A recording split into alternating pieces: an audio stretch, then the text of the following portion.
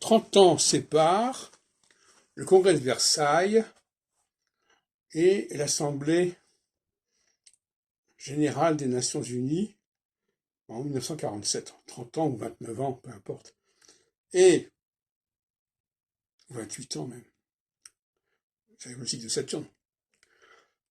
Et c'est intéressant parce que dans les deux cas, nous avons un congrès en début de phase équinoxiale qui aboutit à un certain nombre de décisions d'ordre général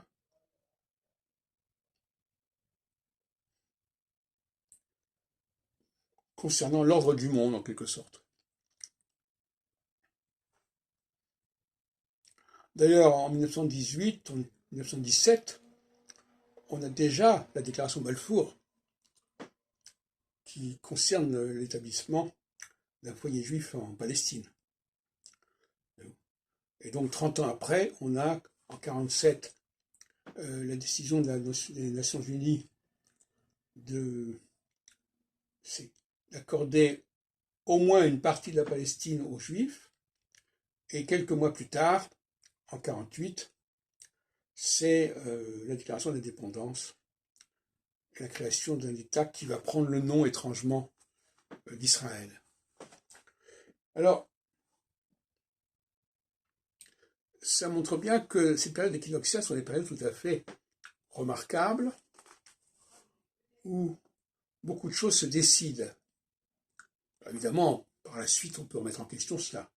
Il faut bien comprendre qu'astrologiquement et cycliquement, aucune décision n'est définitive et n'est irréversible.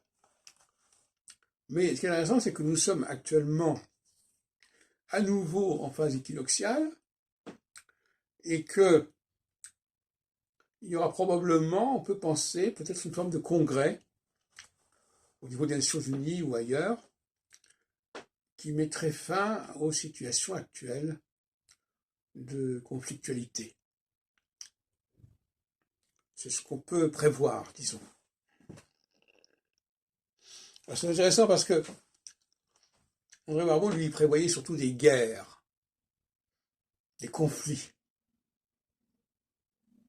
Moi, je prévois d'une part des moments où l'on trouve un arrangement mondial, si on peut dire, en phase équinoxiale, et d'autres moments, au contraire, il y a des blocs qui se constituent en phase solsticiale. Eh bien, nous ne sommes pas actuellement dans une dynamique de blocage et de bloc. Donc, l'idée de croire qu'il y a une situation comparable à celle de 1961-62 ne correspond pas du tout à mon système astrologique, par exemple.